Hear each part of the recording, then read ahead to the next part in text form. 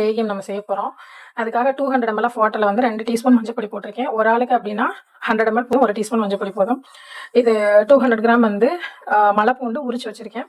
இது பசு நெய் வந்து என்னன்னா கேர்டுலேருந்து பட்டர் எடுத்து பண்ணுவோம்ல, அந்த பசு நெய். இது நம்ம வீட்டிலேயே நானே பண்ணுறது. நம்மள எடுத்திருக்கேன். அண்ட் பேரிச்சம்பழம் வந்து 200 கிராம் எடுத்திருக்கேன். வாங்க எப்படி செய்யலாம்னு பார்க்கலாம்.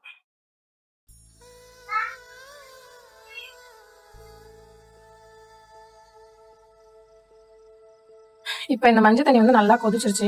இதில் என்ன பண்ணியிருக்கேன்னா, இந்த பூண்டு வந்து குட்டி குட்டியாக கட் பண்ணி போடுறது ஒரு சில பேருக்கு பிடிக்கலன்னு சொன்னாங்க. அதனால பூண்டை வந்து பல்ஸ் மோடில் 2 தடவை, ஃபர்ஸ்ட் ஒரு தடவை ஒரு பல்ஸ் மோடில் போட்டிங்கன்னா அடுத்து ஒரு தடவை, அவ்வளோதான். அப்படியே இது பண்ணிட்டீங்கன்னா 1-2 இருக்கும் அந்த பூண்டு. அப்படிதான் இருக்கணும் பக்குவம். ஆக்சுவலாக கட் பண்ணி போடணும். ஒரு சில பேர் அது சாப்பிட முடியலை அப்படின்னு சொல்றதுனால இது இப்படி லைட்டாக பல்ஸ் மோடில் போட்டிங்க பாருங்க, ஃபுல்லாக அந்த 1-2 கிடக்கும். ஃபுல்லாலாம் அரைச்சிருக்காது, ஆங்காங்கே இருக்கும் கடிச்சு சாப்பிட்ற மாதிரி. அப்படி நீங்கள் வந்து பல்ஸ் மோடில் போட்டு எடுத்துக்கலாம். சிம்மர்லேயே வச்சு தான் இது பண்ணணும். அடுத்து என்ன ஆகுதுன்னு சொல்லிட்டு பார்க்கலாம். நீங்கள் இப்படி கலரி விட்டுட்டே இருங்க. கரெக்டாக இதில் உள்ள தண்ணி எல்லாமே வற்றி லைட்டாக அடிப்பிடிக்க ஸ்டார்ட் பண்ணும். லைட்டாக பார்த்தீங்க அப்படின்னா லைட்டாக அடிப்பிடிக்க ஸ்டார்ட் பண்ணும். ரெண்டாவது விஷயம் என்ன கவனிக்கணும்னா, அந்த பூண்டு வெந்த ஸ்மெல்லு உங்களுக்கு வரும். இது கிட்டத்தட்ட ஒரு 25 மினிட்ஸ் ஆச்சு. இப்போ இது போட்டு 20-25 மினிட்ஸ் ஆயிரும் சிம்மர்லேயே நீங்கள் பண்ணும்போது. இந்த டைம் என்ன பண்ணோம் அப்படின்னா, நான் டேட்ஸ் வந்து பல்ஸ் மோடில் போட்டு வச்சுருக்கேன்.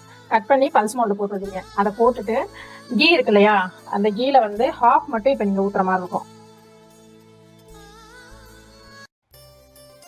ஹாஃப் ஊற்றிட்டு நல்லா கிண்டி விடுங்க. நல்லா ஸ்மாஷ் பண்ணி கிண்டி விடுங்க. இப்போ பார்த்தீங்கன்னா நல்லா அந்த ஒன்னோட ஒன்று மெர்ஜாகிற மாதிரி நம்ம அந்த பூண்டும் சரி இந்த பேச்சம்பழமும் சரி எல்லாம் ஒன்னோட ஒன்று மெர்ஜாகிற அளவுக்கு நல்லா கிண்டி விடணும். இது இப்போ இந்த நெய்யிலேயே ஃபுல்லாக வேக விடணும். ரெண்டுமே வந்து நல்லா இனிமேல் தான் லேகிய பதம் வரும். இந்த பாருங்கள், இந்த பிடிக்க ஆரம்பிக்குது பாருங்கள். ஸோ முடிஞ்ச அளவு சிம்மர்லேயே வச்சு தான் நீங்கள் வந்து இருக்கின்ற மாதிரி இருக்கும். பார்த்தீங்கன்னா நெய் அங்கங்கே தான் தெரியும். ஃபுல்லாக அந்த நெய் வந்து இஞ்சி இருக்கும். இங்கே பாருங்களேன். ஸோ இந்த டைம் என்ன பண்ணுறீங்கன்னா, அந்த மீதம் இருக்கிற நெய் இருக்கு இல்லையா, அதை ஃபுல்லாக வந்து ஊற்றிடுங்க.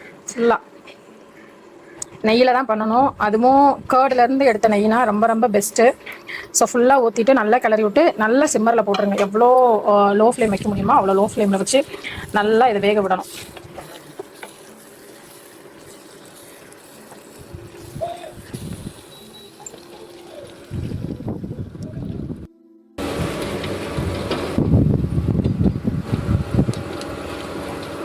ஃபுல்லாக அந்த நெய் வந்து வெளியே வந்துருச்சு பாருங்க. இந்த டைமில் நீங்கள் வந்து ஸ்டவ் ஆஃப் பண்ணிக்கலாம்.